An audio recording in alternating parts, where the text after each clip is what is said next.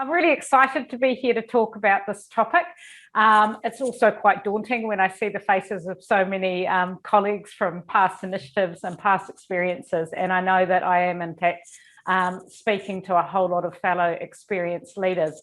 I often give the caveat when I speak at these things, I tend to be a loud voice and I tend to put myself out there, but I do like to front foot the idea that I only ever sort of here to share ideas. I never presume to having the answer. I like being an open book. I think there's real power in sharing your journey, no matter where you are within your journey. And so even though I am a relatively new principal and have just been in the actual school leadership space for 2.5 years, I've actually seen myself as a leader from the day I started being a teacher.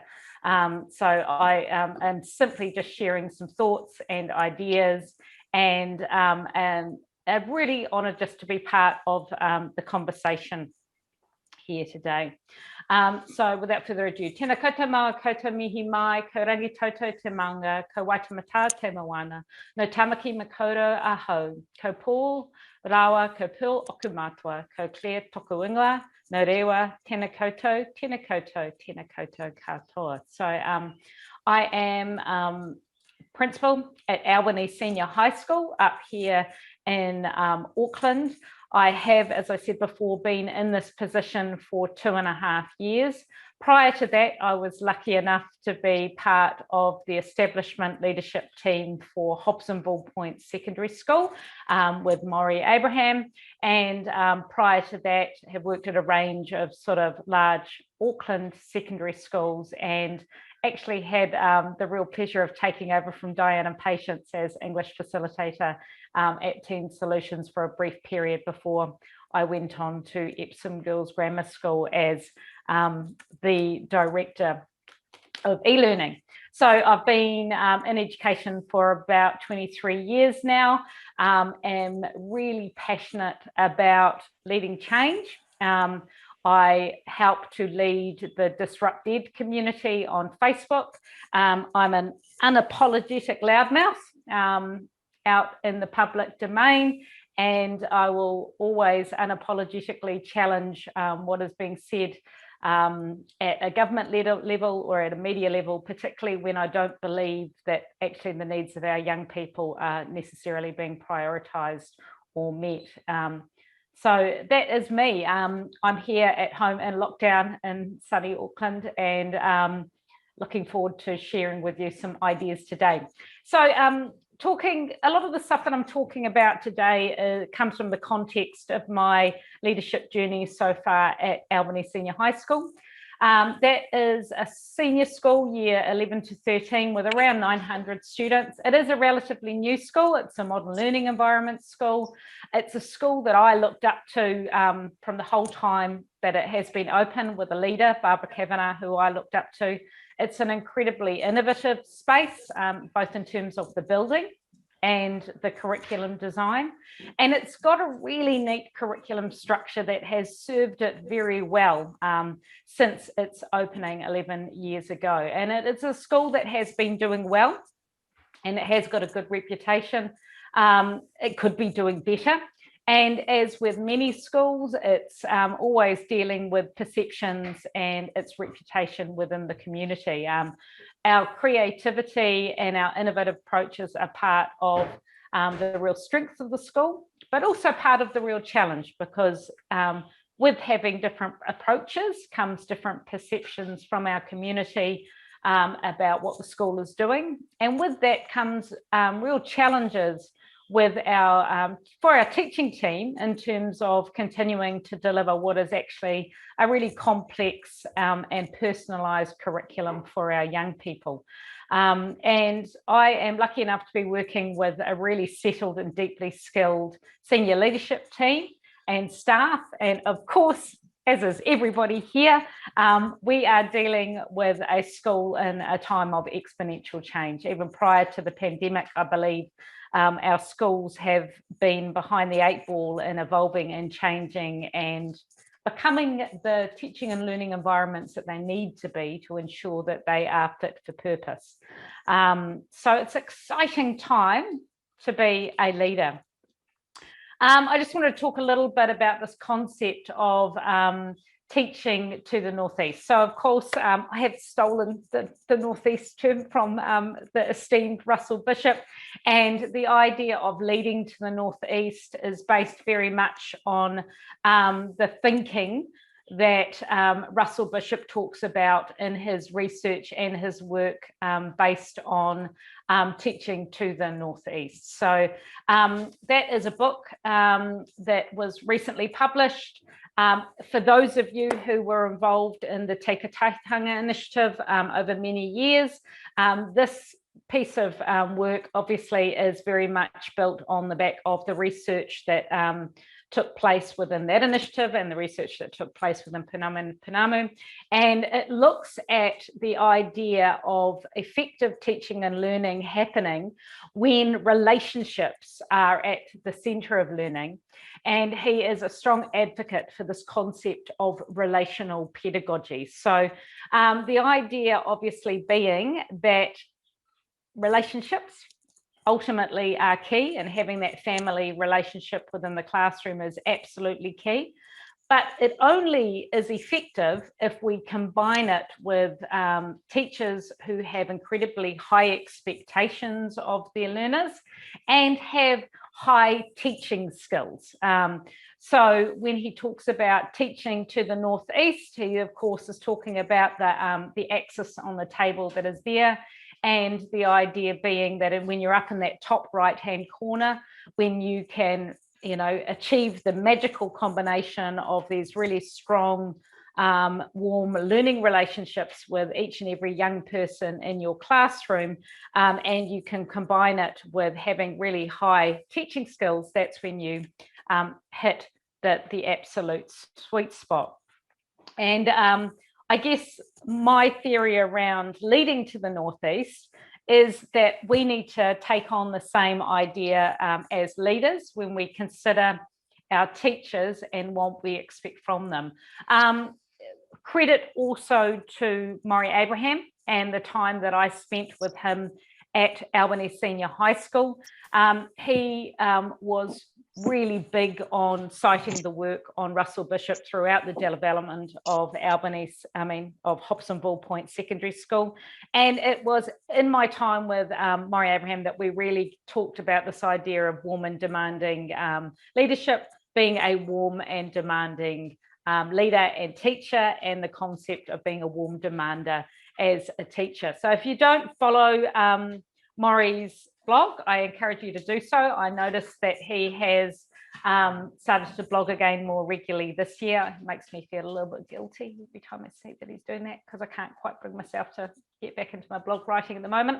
But he recently posted about this kickoff of the year at Hobsonville Point Secondary School and what it meant to have a warm, demanding start to the year with those students at Hobsonville Point Secondary School, and that table there where he talks about the Northeast of high relationships, high teaching skills, being warm and demanding again and again. So if you haven't read his post and seen his experience at Hobsonville Point Secondary School, I encourage you to do it. So here is just some points that Nina drew out of the text teaching to the Northeast. So Nina obviously is the person behind the Education Hub, and she was pulling out some of the key points of what it means to teach to the Northeast. So that idea of, the family-like context, holding and voicing high expectations, the students knowing what they need to know and learn, and ensuring that all new learning draws on prior knowledge, embedding assessment for learning, including opportunities for co-construction and that power sharing, cooperative learning activities, utilising student-generated questions, and also using a narrative curriculum. So I guess what I attempt to do this afternoon is just explore what does this mean when we lift it up to how we might apply these same ideas and theories if we're a leader of a team or a leader of a school staff, and what might it look like if we're endeavouring to always lead to the northeast? What does it mean to be a warm and demanding leader? So I translate it as this way. So I think for me, leading to the northeast is about embodying being warm and demanding at all times, and I look a little bit more at that in a moment, about creating a family context for your staff as much as possible, which of course we all try to do. But I think as well, being unapologetic in your holding and voicing of high expectations for our teachers and our colleagues. I think often, because there's a real tension for us, and particularly quite more so recently, we're really aware of this idea of well-being, and that we also have this real balancing act and this tension of looking after the well-being of our teachers, but also making sure that we're relentlessly holding these high expectations for them. And I'll agree that it's totally a balancing act. And making sure that our teachers really know what we're working on as a school, and making sure we share things like our annual plan, making sure that we are giving critical feedback. And I'm really interested in what this looks like in a post-appraisal world, and making sure that we have opportunities for genuine co-design with our teams. So when I think about being a warm and demanding leader, as much as I sometimes cringe at Brené Brownisms, I do like this saying. I like the idea that it's clear is kind and unclear is unkind. It works with my name as well, so that helps. But basically, I think we owe it to our staff to be as authentic and as honest as possible. I have seen colleagues who have gone on to become leaders that feel like they need to take on a sort of leader persona that is a little bit distant, that maybe doesn't feel like they should let the world see when they're having a shitty day, or those sorts of things. I'm a huge believer that as a leader, I'm always going to be my normal, authentic self. And that means that, yes, I will snort in the staff room when I laugh, and I will be drinking wine with them at the end of the day. And I think there's real power in actually being pretty vulnerable with your staff, and being your whole sort of warts and all self with them. I also am a big believer in open doors. We don't have a door. In fact, I don't have an office. We sit in a shared space, and I think that can be really powerful. And we articulate what is expected all the time. And one of my real key things is I'm not afraid to say to staff, and I ask them to say this to each other, we don't talk about students like that here. I have no time for any staff who underestimate our young people. And in fact, I have told them several times, if there's one way you want to piss me off, it is to talk about our young people being entitled, talk about our young people being lazy. I want them instead to have a conversation about what is it they could be doing differently to engage our young people, how is it they could explore how they could re-engage them and get them back on track. But I also think we want to make sure we notice and celebrate great practice. And also I'm quick to own and acknowledge and apologise for mistakes I make when I know that I've maybe overstepped it and asked for too much. And really it comes down to these mantras, whether you think they can or think they can't. It's a sort of slightly altered version of the Henry Ward saying. I think this applies to us and our teachers. We actually need to believe our teachers are totally capable of this. And in turn, our teachers, I demand that they believe this of our young people, and that they see ratty behaviour as a sign of other stuff going on underneath the surface. And yes, they challenge it, but they seek to solve it. I also believe we have a real shared responsibility to hold everybody to account.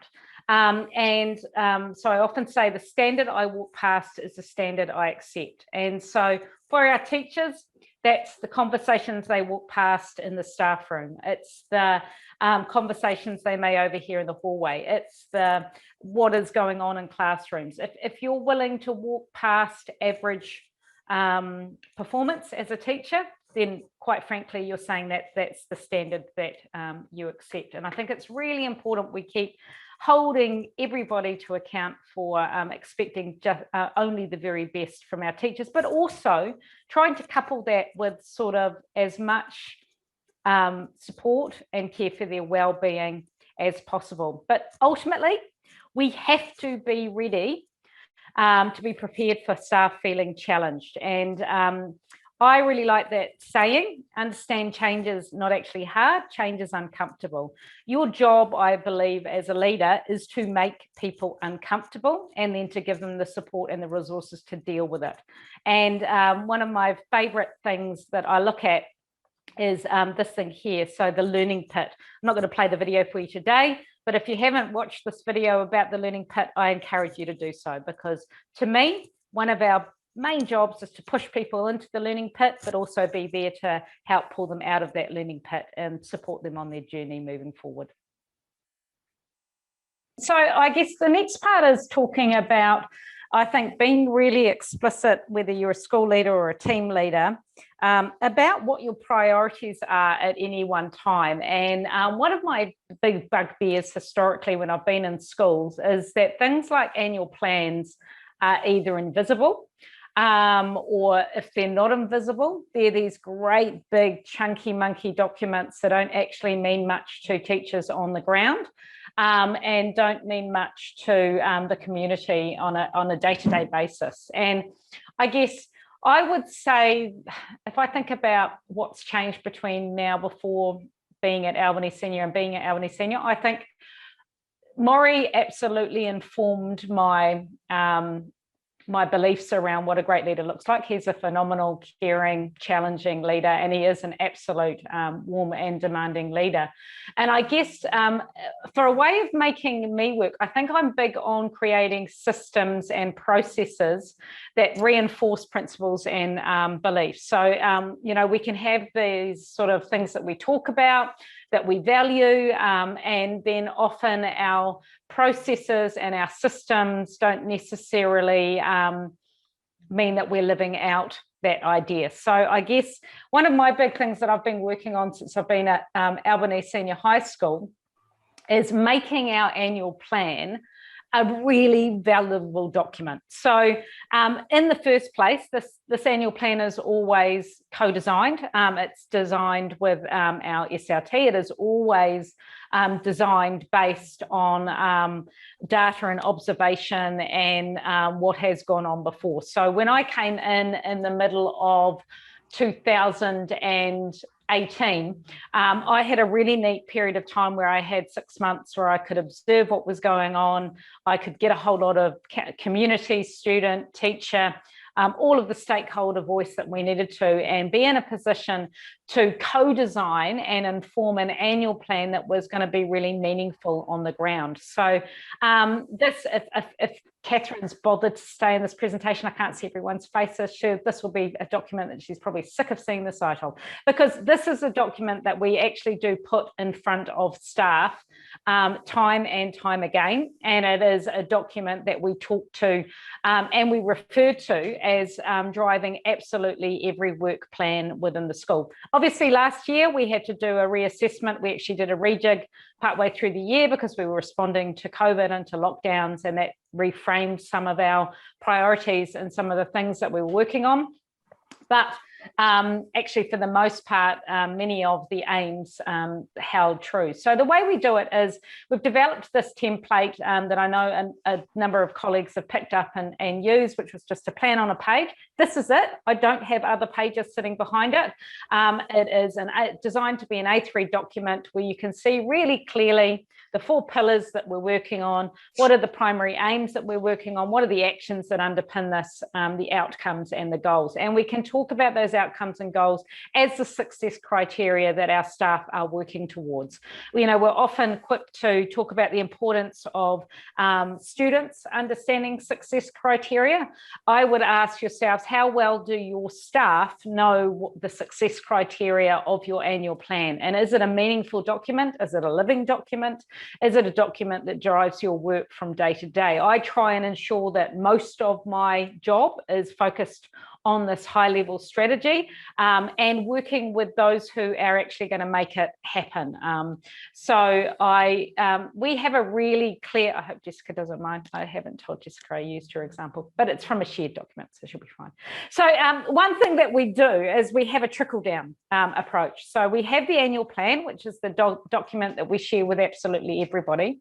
As I said, I've got this incredible senior leadership team of 4 deputy principals and myself, and they each take charge of one of the pillars within the annual plan, and that then gets turned into, we have our strategic targets, which are just directly lifted off the annual plan. We have this great big Google document that all of us work into, and we have several parts to it. So we have part 1 is the strategic targets. Part 2 is where we start divvying up who is going to take charge of what areas. So you've got Jessica's part of the strategic focus area spout out there, and underneath would be the other 3 deputy principal areas, and my area as a school leader and what I'm working on. So my work plan is just as explicit as their work plan.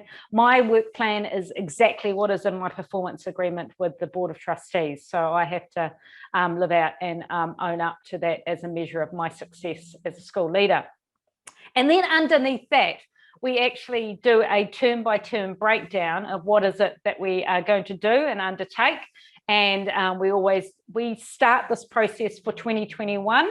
We did it at the beginning of term 4, because that's when we were in the review phase. That's when we were designing our annual plan for 2021. And that was when we started putting our targets in place of our workflow and what we were going to achieve.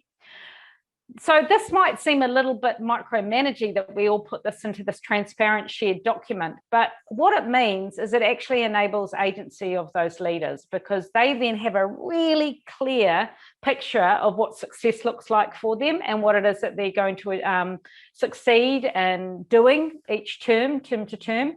At the end, partway through each term, we go and do an offsite day as an SLT, and we actually pull this document up. We share how we're going, we review it, and we make sure that the next 2 terms are then filled in for what we're going to do, and we'll adjust them and so on and so forth. So it's that idea of high visibility, high accountability that then actually enables high agency. Because once we do this, those leaders are then able to go and work with their respective teams and feel really confident about knowing that what they're doing is on track, and what they're doing will lead to success. And for me, it's about also ensuring as a school you've got a real focus on walking the talk. And if you haven't read Carolyn's fantastic book, Walk the Talk, I encourage you to do so. She also has a fantastic podcast. There's a link to that on the source pages here. And she talks about this idea of, how do we know that we're living out all of those mantras and things that we see up on the wall?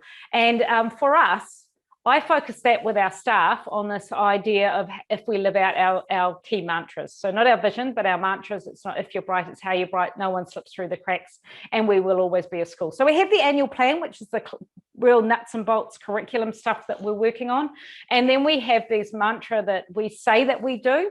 And I really challenge my team to be able to articulate, all of my teachers articulating what that means on the ground.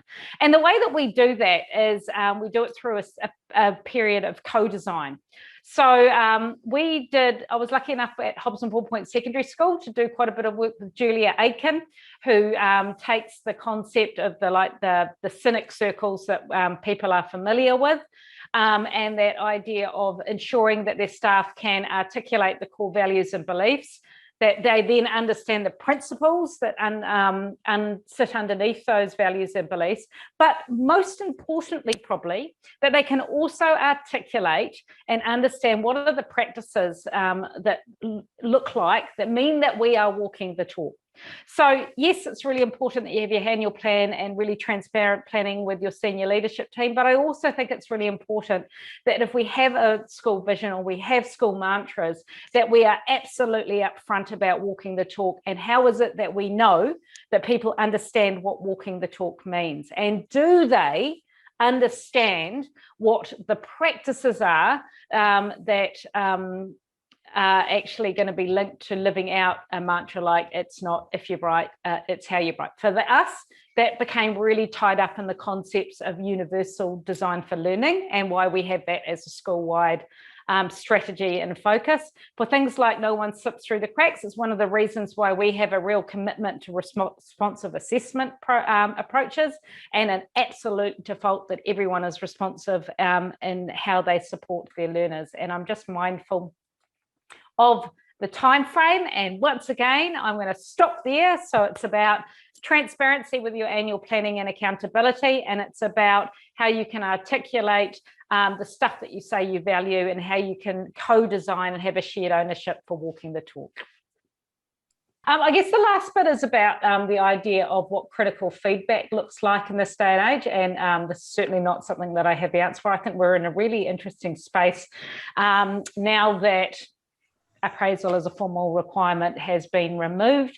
Whether that appraisal was ever being done particularly effectively in your school, I'm sure you'll be sitting on anywhere on a continuum from it being a tick boxing exercise to something that's so authentic that you will continue to do it anyway, because you're a school that values that level of critical feedback. But I think at the end of the day, I think we've got to be really open to receiving feedback, and really open to making sure that we give people feedback. And again, it comes back to that saying that it's clear as kind and unclear as unkind. There's nothing worse than being in a meeting room or in a staff room where someone is talking about another teacher's performance, maybe someone in their team, and you become aware that no one's actually had the courage to go up and have that conversation with a fellow staff member. So I think one of the things we need to make sure that we're really open to, if we are going to be a genuinely warm and demanding leader, is be comfortable with the uncomfortable conversations with people, and make sure we do it in a kind and respectful way. Make sure that it doesn't just happen in an open space and place. Make sure you choose the right location, the right time of the day, particularly for teachers who are incredibly busy, but also be absolutely, utterly committed to calling out anything less than what we expect from our middle leaders and our teachers in our school.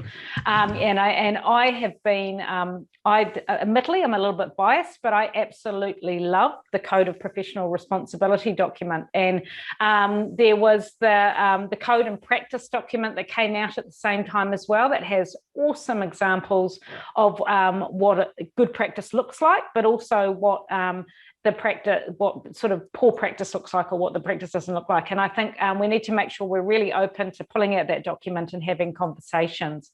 I also think that observation is key, and that observation should be observation with the lowercase o. I'm not a fan. I say I don't believe in it. I know it exists, but I don't believe in pre-organised observation. I don't see a huge amount of value in telling staff the time and the place and when you will be observing them. And I often think observation is artificial when you sit there for an entire lesson, watching it to beginning to end, and when you've already predetermined when that observation was going to take place. I think there's incredible power in lurking, and I'm really lucky because I'm in a modern learning environment. I'm in an open plan school. I can lurk really, like literally I'm peeking out behind posts, except for I'm really noisy and loud, and so they can usually hear me coming, so I don't sneak up on them.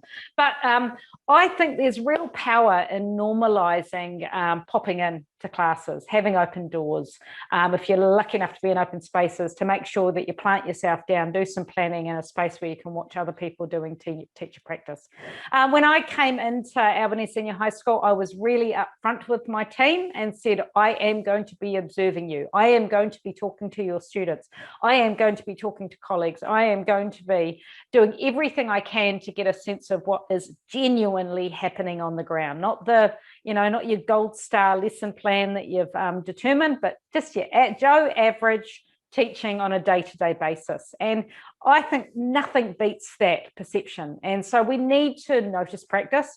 We need to make sure that when we notice practice, that we celebrate when we see fantastic stuff happening, but equally that we're comfortable about calling it out. I also think if we're going to normalise lurking, you've got to do your staff a favour and be really overt about what you hold in your head in terms of what you think powerful learning looks like. So, because each and every one of us has a slightly different version of what powerful practice looks like, what effective teaching and learning looks like. And depending on the school we're in, the context we're in, the year levels that we work with, we will all hold a different mental model. Now, if you're a leader or a middle leader who is going to go out and observe, I think you owe your staff the respect of explaining what you see as powerful learning. So I did that with my team. They know that I am always on the lookout for learning that is visible. So students understand what the learning objectives are. They understand what they're learning. They understand what success looks like. Is it deep? Do they know why they're learning what they're learning? I should be able to ask any student any time, and they should be able to have a conversation with me about how they can transfer this learning beyond the current context they're in. Is it inclusive? Are you thinking about all the outliers in that classroom, in that space? And are you engaging them? And are they finding it really interesting? So I sort of think observation is key. Conversations with students is key, whether it's formal, informal, focus groups, having a chat in the classroom. I also think we have a real responsibility to engage with the professional growth cycle. I actually was a huge fan of appraisal because I never saw it as a box ticking exercise. I simply saw it as an opportunity for professional growth. I think it would be insulting to presume that any teacher was happy with their practice where it was on any given day. I want my colleagues to be open to critique. I want my colleagues and the people that I work with to be wanting to always learn and grow and get better at their craft as a teacher. So at Albany Senior High School, we have developed our professional growth cycle. If you talk to the teaching council, they're actually more than happy to come and do workshops with you. They have the online workshops that you can do. And so we've taken the professional growth cycle and made it ours. And we have a reflection process that our staff engaged in at the end of 2020 and some questions that they ask themselves. And we still get them to reflect. They don't pull together ridiculous examples, folders of links or what have you, but they do reflect on the standards for the teaching profession, and then they set their goals for the year ahead based on what it is that they've reflected and learned about themselves. And I guess just in closing, I want to finish with just the following messages. For me, leading to the Northeast and being a warm and demanding leader, I think about the following things. I think about the fact that leadership is not a popularity contest. I did not get into the role of leadership to be popular, to be everyone's friend. I see myself as having a real responsibility to challenging the people I work with. I believe we have to be comfortable with making people uncomfortable. I do believe we have to care deeply. We have to look after our people. We have to put their well-being at the fore. But at the end of the day, we do not apologise for advocating first and foremost for our young people and demanding the very best of our teachers each and every day. And quite frankly, I believe it is insulting to underestimate anyone that I work with by presuming they couldn't do better and wouldn't want to do better. So actually, I think it's an act of kindness when I'm actually expecting a lot of them and from them, as long as I also try and put in place the structures and the resources to ensure that they get the support they need as well.